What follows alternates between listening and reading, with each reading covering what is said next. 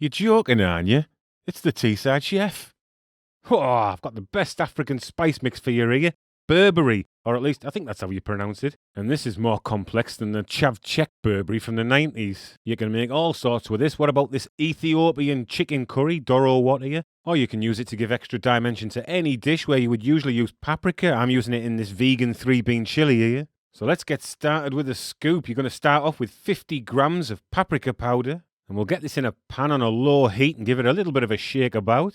And let's add 2 teaspoons of coriander powder to that. And a teaspoon of cumin.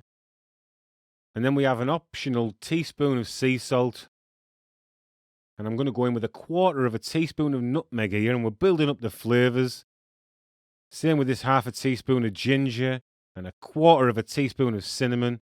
And you definitely want to add a teaspoon of turmeric in here, although curry powder is a good replacement. And I'm adding a teaspoon of garlic powder to that, and I'm going to have to grind up the rest of my spices in this coffee grinder. Hey, look at me all posh with me coffee grinder, eh? I've really made it at last.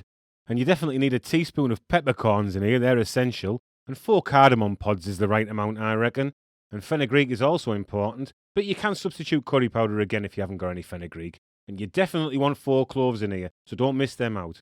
And I'm going to blitz these up now and add them to the rest of my mix. And, you know, it does seem like there are a million different spices here, but they do all add something different. They all give another layer of flavour to this spice mix. And I guess, you know, some are more important than others, and I'll go into more detail about that in the description below, so I don't bore you all with it here. And you might have noticed that I haven't put any chili powder in this, or any heat, really. I tend to leave it out and add the chili to each individual dish as I make it, if I want it. A good rule of thumb for this mix, though, is 1 teaspoon of standard chili powder for a tickle, 2 for a burn, and 3 to take your face off. So I'll leave that up to you, eh? And now that we've stirred all these spices up in our warm pan for about 10 minutes, they are done. Let them cool, put them in an airtight jar in a nice dark cupboard, and you'll be able to whip up some African inspiration anytime you like. And I'm chuffed to bits I could share that one with you, because it's got to be one of my all-time best creations of all time, that one.